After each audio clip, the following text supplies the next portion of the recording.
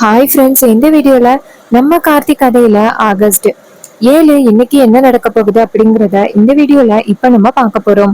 மறக்காம இந்த வீடியோக்கு லைக் பண்ணிக்கோங்க. நம்ம சேனலையும் சப்ஸ்கிரைப் பண்ணிட்டு பக்கத்துல உள்ள பெல் ஐகானையும் கிளிக் பண்ணி ஆல்னு செட் பண்ணிக்கோங்க. அப்பதாங்க நெக்ஸ்ட் வீடியோ போடும் பொழுது உங்களுக்கு நோட்டிபிகேஷன் வரும். பார்க்கலாம் என்ன நடக்குதுன்னா, நம்ம ஹீரோயின் வந்து ரொம்ப ஹாப்பியா வந்துட்டு கிச்சன்ல சமைச்சுக்கிட்டு இருக்காங்க. இன்னைக்கு சமைச்சு நேரா பீச்சுக்கு கொண்டு போய் அவருக்கு இதை நம்ம கொடுக்கணும் அப்படின்ட்டு ரொம்ப சந்தோஷமா ஹீரோயின் சமைச்சிட்டு இருக்காங்க. அதே நேரம் அந்த துர்கா இருக்காங்கல்ல, அவங்க வந்துட்டு நேரா அவங்க ஹஸ்பண்ட் நவீனுக்கு கால் பண்ணி, இங்க பாரு நவீன், வரும் பொழுது கொஞ்சம் சாப்பாடு எடுத்துட்டு வா, ஆடி மாசம் பீச் கிட்ட உட்காந்து சாப்பிட்டா அது புருஷ மண்டாட்டிக்கு ரொம்ப நல்லதான் அப்படின்னு சொன்னதோட அவரும் சரி அப்படின்னு சொல்லிட்டு நான் உடனே வரேன் அப்படின்னு அவரும் சாப்பாடெல்லாம் ரெடி பண்ணிக்கிட்டு நேரா பீச் கிட்ட வராரு. இன்னொரு பக்கம் நம்ம ஹீரோயின் இருக்காங்கல்ல, அவங்க சமையல் எல்லாம் முடிக்கிறாங்க. சமையல் எல்லாம் முடிச்சாச்சு, நம்ம போய் அவர்கிட்ட கேட்போம் அப்படின்னு ஹீரோயின் நைஸா இங்கேருந்து வந்து ராஜாவை பாக்குறாங்க. அப்ப ஹீரோ வந்து போன் பார்த்துட்டு உட்கார்ந்துருக்காரு. ஹீரோயின் இங்கேருந்து போயிட்டு ஹீரோ கிட்ட, ராஜா இது மாதிரி பக்கத்துல ஒரு பீச் இருக்கு, அங்க போனா நல்லா இருக்கும்னு தோணுது, கூட்டிட்டு போறியா அப்படின்னு சொல்லி கேக்குறாங்க. அதுக்கு ஹீரோ சொல்றாரு, இந்த நேரத்துலயா, இந்த நேரத்துல எங்க ரேவதி போறது? அதுக்கு ஹீரோயின் சொல்றாங்க, என்ன ராஜா இப்படி சொல்றார், நான் ரொம்ப ஆசைப்பட்டு கேக்குறேன், கூட்டிட்டு போயேன் அப்படின்னு சொன்னதும் உடனே நம்ம ஹீரோ சொல்றாரு, சரி ஓகே வா போகலாம் அப்படின்னு சொல்லிட்டு ரெண்டு பேருமே சேர்ந்து கிளம்புறாங்க. ரெண்டு பேருமே சேர்ந்து பீச்சுக்கு போறாங்க. இன்னொரு பக்கம் அந்த வில்லி மாயா இருக்காங்கல்ல, அவங்களை காமிக்கிறாங்க. அவங்க வந்துட்டு அந்த மகேஷ் அப்படி இங்கதான் போனான்னு தெரியல, ரொம்ப கஷ்டமா இருக்கு அப்படின்னு சொல்லிட்டு ரொம்ப வேதனையோட இருக்காங்க. அதே நேரம் மாயா வந்து அந்த வில்லி கிட்ட போன் பண்ணி அவங்க எல்லாம் எங்க இருக்காங்கன்னு கேட்கலாம் அப்படின்னு நினைச்சிட்டு போன் அடிக்கிறாங்க. அப்ப அந்த சந்திராவும் போன் அட்டன் பண்ணி, சொல்லு மாயா, மகேஷ கண்டுபிடிச்சாச்சா அப்படின்னு சொல்லி கேட்க, அதுக்கு அவங்க சொல்றாங்க, எங்க கண்டுபிடிச்சாச்சு, அவர் எங்க இருக்காருன்னே எனக்கு சுத்தமா தெரியவே இல்லை, ரொம்ப கஷ்டமா இருக்கு எனக்கு, நான் எப்படியாவது அவரை கண்டுபிடிச்சிடலாம் அப்படின்னு நினைச்சேன், ஆனா இப்படி வந்து பிரச்சனை ஆகும் அப்படின்னு நான் எதிர்பார்க்கவே இல்லை, இந்த அந்த வீட்டுல உள்ளவன் எங்களுக்கு ரொம்ப பிரச்சனை கொடுக்கறான் அப்படின்னு சொல்லிட்டு ரொம்ப வேதனையோட பேசிக்கிட்டு இருக்காங்க. அப்ப சந்திரா கேக்குறாங்க, நீதான் இப்படி கஷ்டப்பட்டுக்கிட்டே இருக்க, ஆனா உனக்கு பிரச்சனை கொடுத்துறவங்க எல்லாரும் ரொம்ப சந்தோஷமா இருக்காங்க, உனக்கு தெரியுமா அப்படின்னு சொல்லி கேக்குறாங்க. இது கேட்டதும் அந்த மாயா ஷாக் ஆகி, என்ன சொல்றீங்க அப்படின்னு சொல்லி கேட்க, அதுக்கு சந்திரா சொல்றாங்க, ஆமா, எல்லாரும் சேர்ந்து நேரா அந்த கிளவி வீடு இருக்குல்ல, அங்க போயிருக்காங்க, அங்க போயிட்டு செம்ம ஹாப்பியா என்ஜாய் பண்ணிக்கிட்டு இருக்காங்க, நீதான் உன் புருஷனை காணும் அப்படின்னு சொல்லிட்டு தெரு தெருவா தேடிக்கிட்டு இருக்க, ஆனா அங்க எல்லாரும் ரொம்ப ஹாப்பியா தான் இருக்காங்க அப்படின்னு சொன்னதும் செம ஷாக் ஆகுறாங்க மாயா. நான் மட்டும் என்னோட மகேஷ பிரிஞ்சு இவ்வளவு கஷ்டத்துல இருக்கேன், ஆனா அவனுங்க மட்டும் ரொம்ப சந்தோஷமா இருக்காங்களா, விடக்கூடாது அப்படின்னு சொல்லிட்டு அந்த மாயா என்ன சொல்றாங்கன்னா, நான் விட மாட்டேன், அவங்க சந்தோஷமா இருக்க விடவே மாட்டேன், நான் இப்பயே போயிட்டு பாக்குறேன் அப்படின்னு சொல்லிட்டு அந்த மாயா நேரா அந்த பாட்டியோட வீட்டுக்கு வராங்க. அங்க என்ன நடக்குதுன்னா, நம்ம ஹீரோயின் நேரா ஹீரோ கிட்ட, இங்க பாருங்க, ஆடி மாசம் இது மாதிரி பீச் கிட்ட போயிட்டு சாப்பிடுறது ரொம்ப நல்லாதான் புருஷன் மண்டாட்டி, சரி வாங்க போவோம் அப்படின்னு சொல்ல, ஹீரோவும் சரி அப்படின்னு சொல்லிட்டு நேரா ரெண்டு பேரும் சேர்ந்து பீச்சுக்கு போறாங்க. அங்க போயிட்டு இருக்கும் பொழுது அந்த மாயா வந்து பாத்துறாங்க, ஓ நீங்க ரெண்டு பேரும் செம்ம சந்தோஷமா இருக்கீங்களா, நான் மட்டும் என் மகேஷ பிரிஞ்சு எவ்வளவு கஷ்டப்படுறேன், ஆனா நீங்க ரெண்டு பேரும் மட்டும் ஹாப்பியா இருக்கீங்களா, நான் விட மாட்டேன் அப்படின்னு மாயா அவங்கள பின்தொடர்ந்து போறாங்க. நம்ம ஹீரோ வந்துட்டு அங்க போயிட்டதோட நம்ம ஹீரோயின் நினைக்கிறாங்க, இன்னைக்கு இவர்கிட்ட நம்ம மனசுல உள்ள விஷயத்த நம்ம எப்படியாவது சொல்லி ஆகணும், என்ன நடந்தாலும் சரி நம்ம இன்னைக்கு சொல்லிட்டு தான் இந்த இடத்த விட்டு நவரணும் அப்படின்னு ஹீரோயின் நினைக்கிறாங்க. அப்ப ஹீரோயின் வந்துட்டு நேரா ஹீரோ கிட்ட, ராஜா சாப்பாடெல்லாம் எடுத்துட்டு வந்துட்டேன் அப்படின்னு சொல்ல, ஹீரோ கேக்குறாரு, சரி எடு அப்படின்னு சொல்லிட்டு சாப்பாடை எடுத்து வச்சு சாப்பிட்டுக்கிட்டு இருக்காங்க. இது எல்லாத்தையுமே அந்த வில்லி பாத்துக்கிட்டு இருக்காங்க.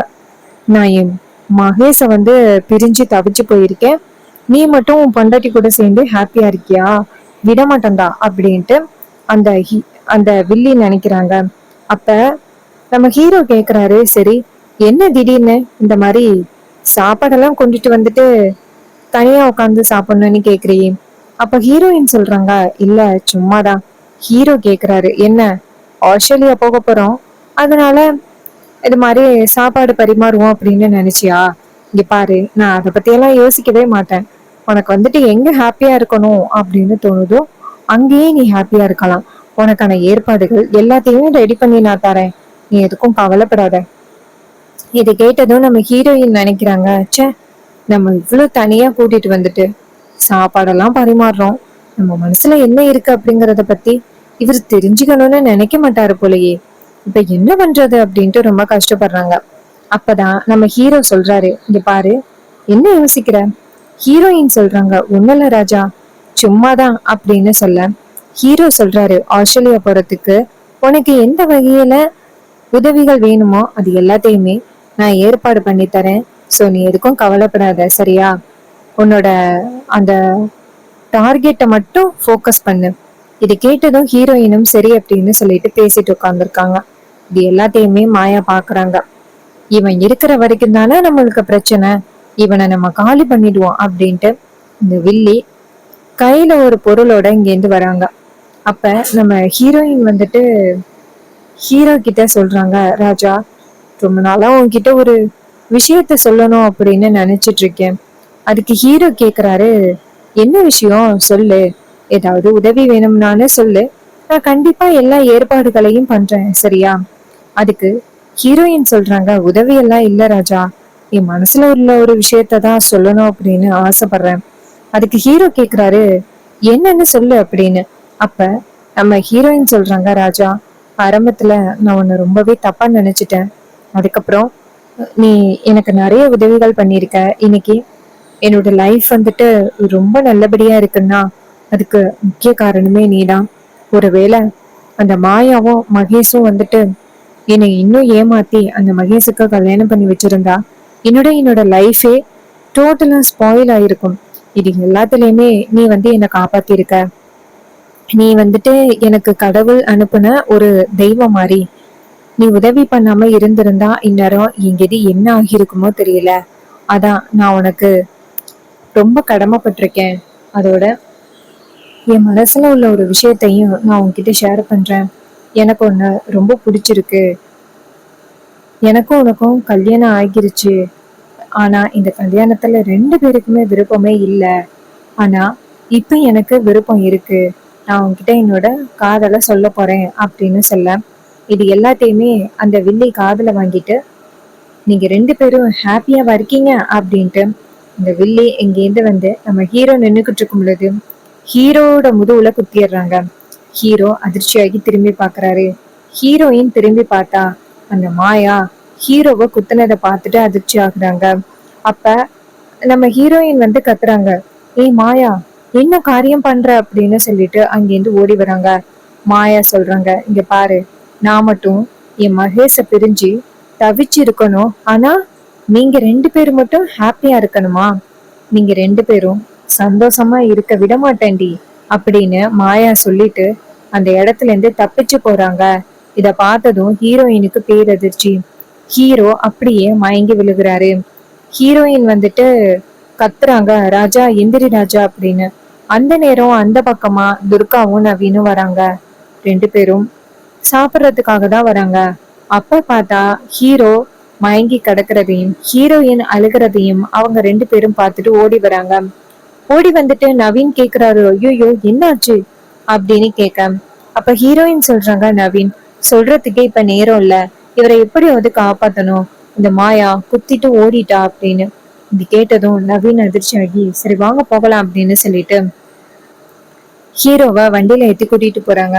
ஹீரோயின் அழுகுறாங்க, ராஜா என்னை மன்னிச்சிடு ராஜா, உனக்கு இப்படிப்பட்ட ஒரு ஆபத்து வர்றதுக்கு நான் தான் முக்கிய காரணம். இந்த மகேஷ் எப்படிப்பட்டவன் அப்படின்னு தெரியாம நான் இப்படி ஒரு காரியத்தை பண்ணிட்டேன். இல்லைன்னா இந்த மாதிரி ஒரு பிரச்சனையே வரத்துக்கு வாய்ப்பே இல்லை, என்னை மன்னிச்சிடு ராஜா அப்படின்னு சொல்லிட்டு அழுதுட்டே போறாங்க. நவீன் சொல்றாரு, கவலைப்படாதீங்க, அவருக்கு எதுவும் ஆகாது, கார்த்திக் ரொம்ப ஸ்ட்ராங்கான ஆளு அப்படின்னு சொல்லிட்டு நேரா ஹாஸ்பிட்டல் கொண்டுட்டு போறாங்க. அங்க போயிட்டு ஹாஸ்பிட்டல்ல ஹீரோவை அட்மிட் பண்றாங்க. அப்ப ஹீரோக்கு வந்து ட்ரீட்மெண்ட் நடக்குது. ஹீரோயின் வெளியில நின்று அழுதுட்டு இருக்காங்க. என்னாலதான் அவருக்கு இப்படி ஒரு நிலைமை அப்படின்னு சொல்லிட்டு அழுதுட்டு நிக்கிறாங்க. இன்னொரு பக்கம் அந்த வில்லி என்ன பண்றாங்கன்னா நேரா அந்த இன்னொரு வில்லிக்கு ஃபோன் பண்றாங்க, சந்திரா வில்லிக்கு. அவங்க ஃபோன் அட்டென்ட் பண்ணி சொல்லு. அப்ப அந்த மாயா சொல்றாங்க, இங்க பாருங்க, நான் ரொம்ப பெரிய விஷயத்த பண்ணிட்டேன். அதுக்கு சந்திரா கேக்குறாங்க, ஏண்டி என்ன ஆச்சு? மாயா சொல்றாங்க, நான் கோவத்துல அந்த ஹீரோவை குத்திட்டேன், அவன் இப்ப ஹாஸ்பிட்டல்ல இருக்கான். இது கேட்டதும் பேரதிர்ச்சி ஆகுறாங்க சந்திரா. ஏட்டி என்ன காரியண்டி பண்ணிருக்க அப்படின்னு சொல்லி கேட்க, அதுக்கு அவங்க சொல்றாங்க, எனக்கு வேற வழி இல்ல, எனக்கு வந்துட்டு அவனை சுத்தமா பிடிக்கவே இல்லை, அவனை எப்படியாவது நான் வந்துட்டு காலி பண்ணணும். நான் போயிட்டு சும்மாதான் பார்க்க போனேன், கடைசியில அவங்க 2 பேரும் ஹாப்பியா இருக்கிறத என்னால பார்க்கவே முடியல, அதனாலதான் இப்படி பண்ணிட்டேன் மேடம். நீங்க தான் மேடம் என்னை இந்த பிரச்சனையிலேருந்து எப்படியாவது காப்பாத்தணும் அதுக்கு அப்படின்னு. அதுக்கு சந்திரா சொல்றாங்க, இங்க பாரு, நீ கவலைப்படாத, நான் பாத்துக்கிறேன், அவன் காலி ஆகுறதும் நல்லதுதான். இதை கேட்டதும் அந்த மாயா சொல்றாங்க, சரிங்க மேடம், என்னை காப்பாத்துவீங்க அப்படிங்கிற ஒரு நம்பிக்கையில நான் இருக்கேன் அப்படின்ட்டு போனை கட் பண்றாங்க. அதே நேரம் சந்திரா நினைக்கிறாங்க, என்ன இது சாதாரண ஆளா இருப்பா அப்படின்னு பார்த்தா பயங்கரமான ஆளா இருக்காளே, நம்ம நினைச்சதை விட சரியா பிளான் பண்ணிட்டாளே, இப்ப நம்ம என்ன பண்றது அப்படின்னு யோசிக்கிறாங்க.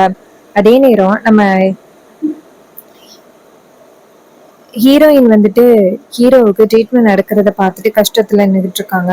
அப்ப ஹீரோயின் வந்துட்டு அவங்க அம்மா அபிராமி இருக்குல்ல, அவங்களுக்கு வேண்டுறாங்க, அம்மா உங்க பிள்ளைக்கு இப்படி ஒரு நிலைமானத்துக்கு நான் ஒரு காரணமாகிட்டேன், அவர் இப்படி வேதனையோட இருக்கிறதை என்னால பார்க்கவே முடியல.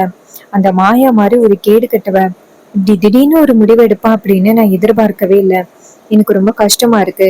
நீங்க தான் எப்படியாவது வந்துட்டு அவரை காப்பாத்தணும், அவருக்கு எந்த வித ஆபத்தும் இருக்கக்கூடாது அப்படின்னு சொல்லிட்டு வேண்டுறாங்க.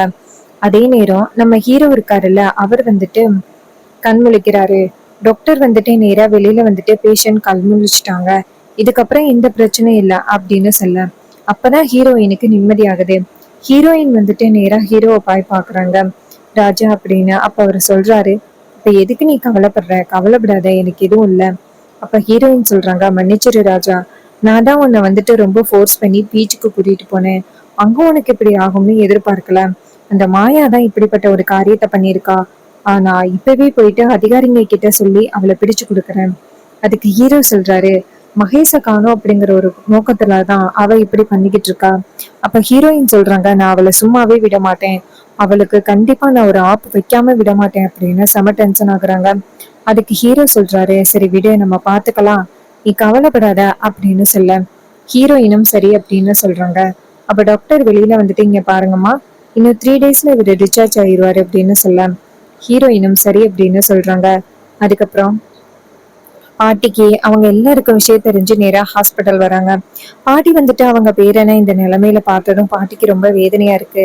பாட்டி கேக்குறாங்க, ஐயோ ஐயா கார்த்தி, உனக்கு என்னடா என்னையா ஆச்சு, உனக்கு இப்படி ஒரு நிலைமையா அப்படின்னு சொல்ல, அதுக்கு ஹீரோயின் சொல்றாங்க, பாட்டி இது எல்லாத்துக்கும் காரணம் அந்த மாயா தான் பாட்டி. பாட்டி சொல்றாங்க, என் பேர மேலேயே அவ கை வச்சிருக்காளா, அவளை நான் சும்மா விட மாட்டேன், இந்த விஷயம் மட்டும் உன்னோட அத்தைக்காரிக்கு தெரிஞ்சிச்சு, அவ்வளவுதான், அவ காலி ஆகிடுவா. அதுக்கு ஹீரோயின் சொல்றாங்க, ஆமா பாட்டி, அம்மாவுக்கு தெரிஞ்சிச்சுன்னா அவ்வளவுதான், அவங்க காலி ஆகிடுவாங்க. அதுக்கு பாட்டி சொல்றாங்க, சரி நான் போய் என் பேரனை பாக்குறேன் அப்படின்னு இங்க இருந்து போயிட்டு நேரா ஹீரோவை பாக்குறாங்க. ஐயா பேராண்டி அப்படின்னு அவர் சொல்றாரு, பாட்டி அப்படின்னு. அப்ப பாட்டி அழுகுறாங்க, ஐயா உன்னை இந்த நிலைமையில பாப்பேன்னு எதிர்பார்க்கவே இல்லை, உங்க அம்மா தான் இப்ப எங்களை விட்டு போனா, உனக்கே ஏதாவது ஆகியிருந்துச்சுன்னா நான் என்ன பண்ணிருப்பேன், நான் என்ன பண்ணிருப்பேனே தெரியலையே, இந்த மாதிரி வர ஆபத்தெல்லாம் எனக்கு வரக்கூடாதா, ஏன் என் பிள்ளைங்களுக்கும் என் பேர பிள்ளைங்களுக்கும் இந்த மாதிரி வருது, ஐயோ கடவுளே ஏன் இப்படி கொடுமைப்படுத்துற அப்படின்னு சொல்லிட்டு வேதனையோட பாட்டி கவலைப்பட்டுக்கிட்டு இருக்காங்க. சோ இதையெல்லாம் பார்த்துட்டு ஹீரோ சொல்றாரு, பாட்டி கவலைப்படாதீங்க பாட்டி, எனக்கு எதுவும் இல்லை, நான் நல்லாதான் இருக்கேன் அப்படின்னு சொல்ல, பாட்டி சொல்றாங்க, ஐயா கார்த்தி, அந்த மாயாவை நான் சும்மா விட மாட்டேன்ப்பா அப்படின்னு சொல்றாங்க. சோ இந்த கதை உங்களுக்கு பிடிச்சிருந்துச்சுன்னா இந்த வீடியோவுக்கு மறக்காம லைக் பண்ணிக்கோங்க, இந்த சேனலையும் சப்ஸ்கிரைப் பண்ணிட்டு பக்கத்துல உள்ள பெல் ஐக்கானையும் கிளிக் பண்ணி ஆல்னு செட் பண்ணிக்கோங்க. அப்பதாங்க நெக்ஸ்ட் வீடியோ போடும் பொழுது உங்களுக்கு நோட்டிபிகேஷன் கண்டினியூஸா வரும், பார்க்கலாம். ஸோ இதே மாதிரி வேற ஏதாவது கதைகள் பத்தின ரிவ்யூஸ் வேணும்னா மறக்காம கமெண்ட்ல சொல்லுங்க.